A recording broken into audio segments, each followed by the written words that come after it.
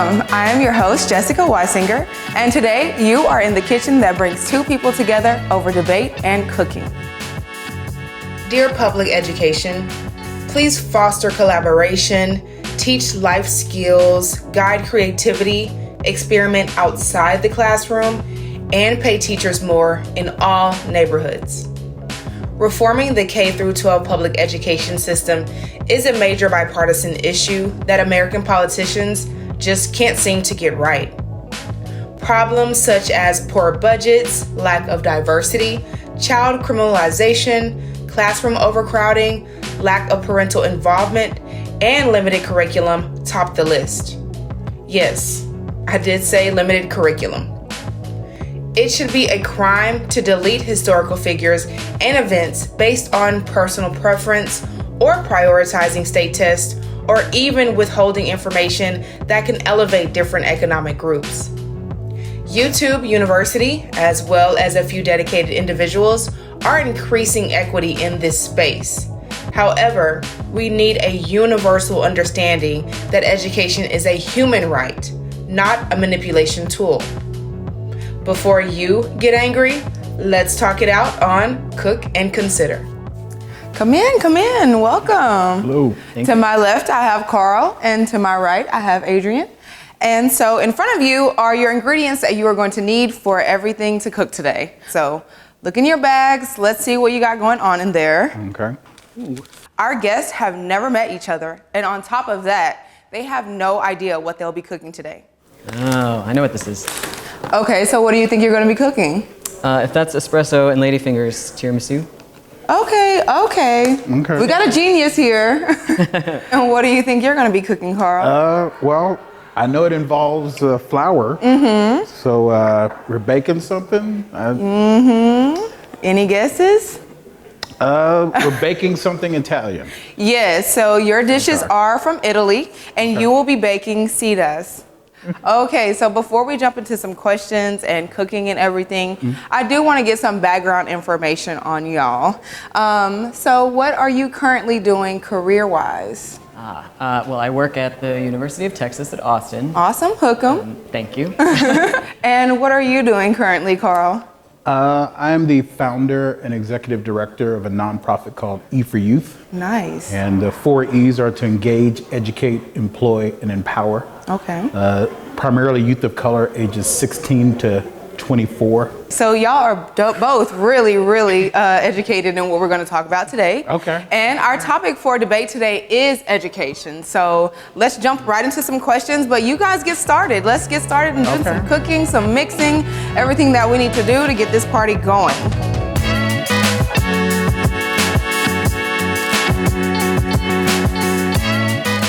Well, Adrian, I heard you have a master's in education, right?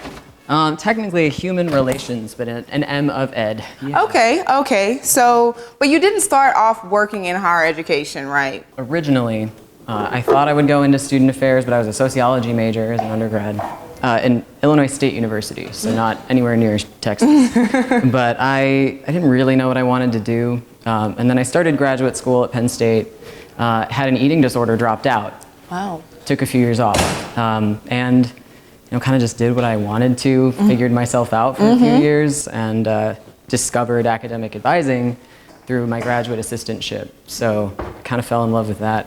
With working with students? Yeah, potential. And I worked with students who hadn't figured out what they wanted to major in yet. That's neat. That's super awesome. Thank you, yeah. Talk about dealing with failure or personal disappointment and using that as a springboard for other better things, and learning about yourself and what you can handle and what's actually important. So yeah, it's nice to be able to have that story of I thought something was a big massive failure, and then it turned around and became I'm so happy with where I am. Yeah. Self-discovery is very important.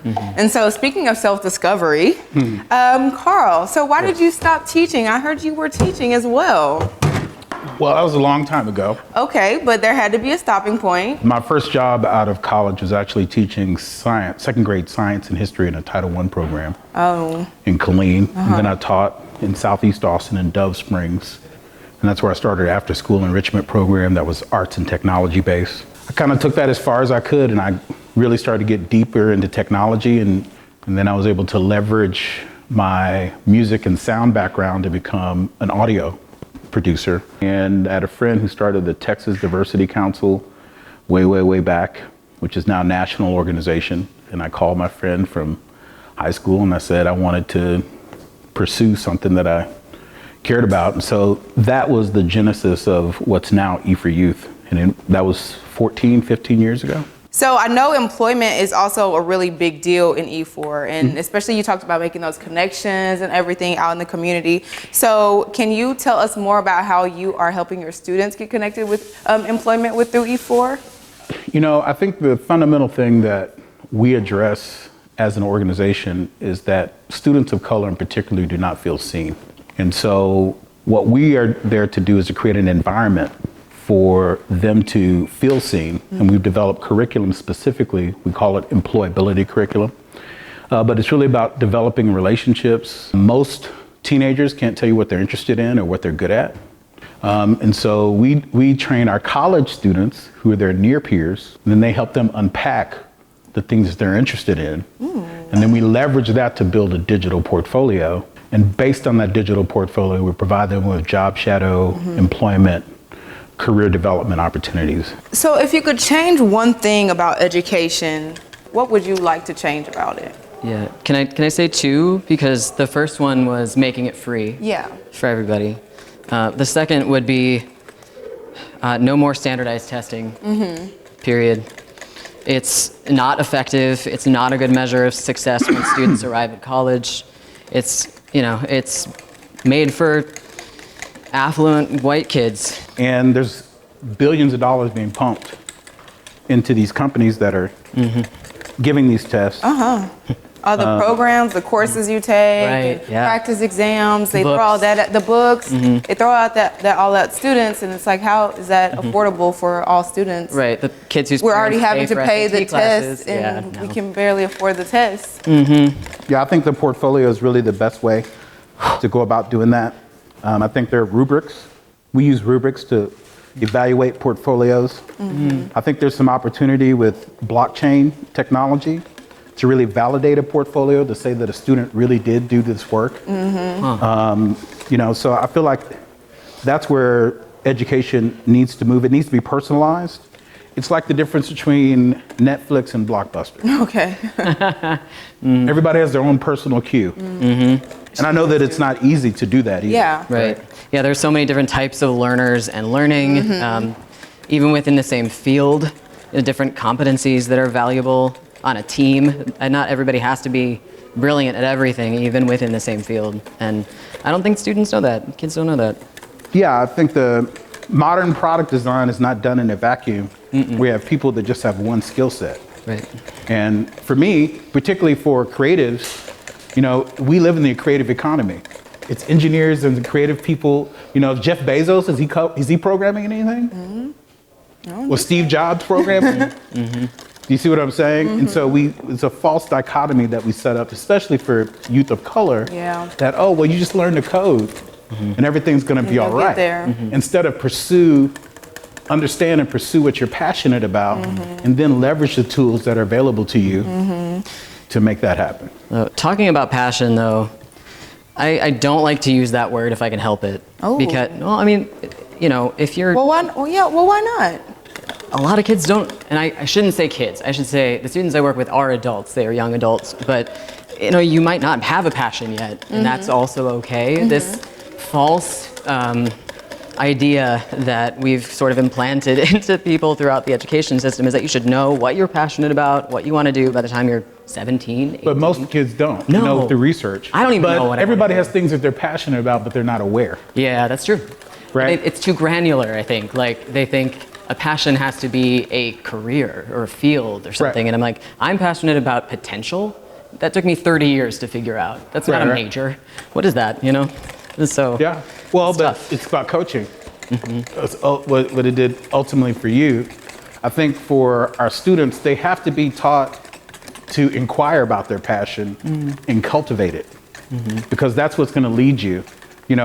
I've made my living mostly in technology, but if I had not been indulged in my creativity, I would have never gotten there. And so I think that everybody has a passion, but not most people a lot of times don't even understand the freedom to really explore that. And that's frightening for people too, because you know, it's a paint by numbers types of thing, right? If you want to be a dentist or a doctor or a lawyer, there's a script. Yeah. You take these courses, you go to these schools, you take these exams, bam. And if you don't do well in chemistry 301, then your whole life is over and you have no more passion and no idea what to do. But it's like there's still other opportunities to use that drive somewhere else, you know, that isn't being a family doctor, surgeon.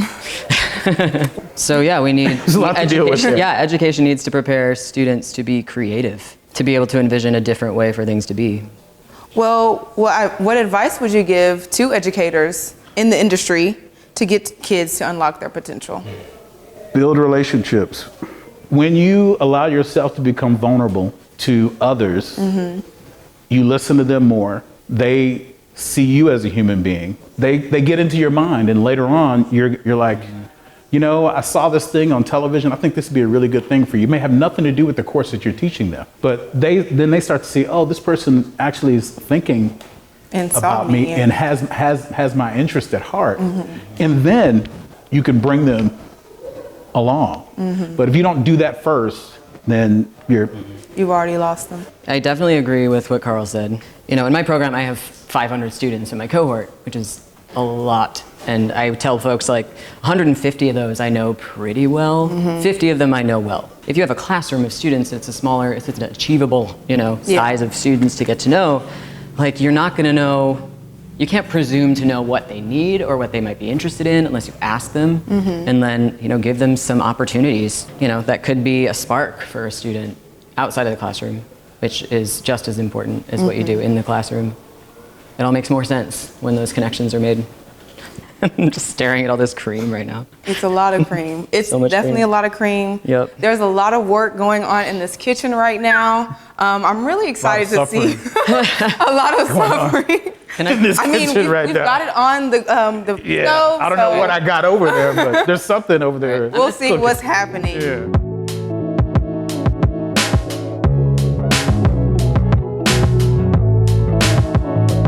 Have y'all heard the saying that food brings people together?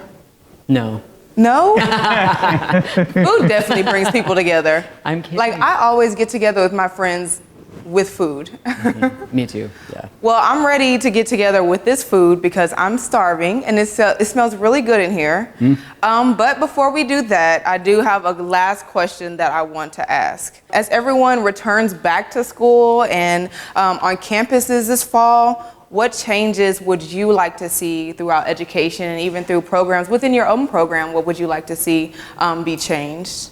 You know, in a way, COVID has opened us up to what you can do electronically, and that could be a positive and powerful thing. I think people recognize that you don't always have to physically be there. I would hope that people would try to figure out ways to leverage that and make it more efficient, but I'm doubtful. No. I don't think they're going to do it. I mean, so I would love to be surprised. Not the Texas legislature, because my faith in them is I'm just going to blend my way through that one. But my favorite people are the disruptors, right? The people who are like, cool, I see we do it this way and raise you up, but we do it that way instead. Right. We're still following the rules, but we're doing them differently. And that's kind of how I approach everything I do. It's like, I'm not going to, you know, I'm technically following the rules, but I'm going to do it in this way that's a little more creative, that's a little more personal, and then students end up in the same place, hopefully better off. But, you know, I think individual faculty who had never thought to be more flexible are being more flexible now. Where they thought, this is the way we have to teach because this is the way we have to teach. And then they're like, oh wait, no, it's not anymore.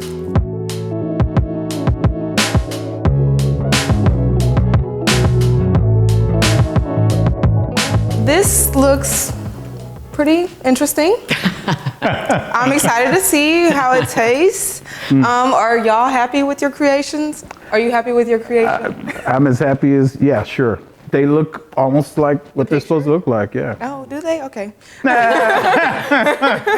Are you happy with your creation? It looks like 90% cream, so definitely. Lots of cocoa too. Yeah. Okay. Okay. Let me start here. No? Dinner. Maybe I should just pick it up and just go all in. Go all in. Okay. Ooh. The crunch sounded good. It's a little thick. It's a little thick.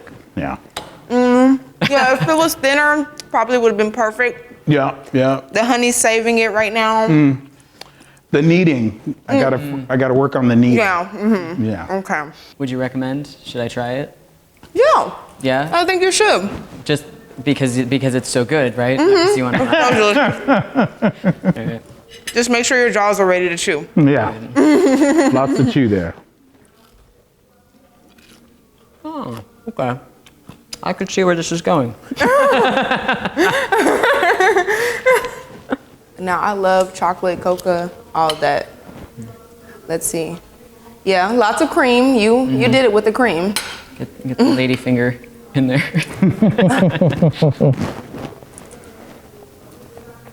Whoa. The cream is a lot. It's a creamy experience. Definitely really good, though. I'm going for seconds. All right. Wow. Gosh, she went for seconds with him. Wow. Are you going to try Looks your own delicious. creation? Why not? Can I? Am I allowed to? Yes, Oh, please do so. Shoot. All right. No, make your food and get out. You're right. It's a lot of cream. So you are a chef. I've asked you so many times, and you're Sorry. like, no. Choked on the cocoa powder. It's good. It's good. I mean, it's terrible. It was awful. You would have hated it. Yeah, Sure. disgusting. Yeah. So much so you had to eat it twice to make sure it was really nasty. Yep. Okay. Well, that is it for our episode today of Cook and Consider. Thank y'all so much for being here with us today. And I am so glad that we got to come together and talk about an important topic like education and see each other's perspective of education. So thank y'all for being here and cooking this food and doing your best. It was a really good effort. But we'll see you all next time on our next episode. See you later. You know, I think we do talk a lot about things like resumes, but you know, getting students to think more in a sense of portfolio and like their overall package, right? Is that's a good way, I think, to get that message across. What is your whole package instead of what does this piece of paper say about you? Like I've said probably 100 times already today. Yeah.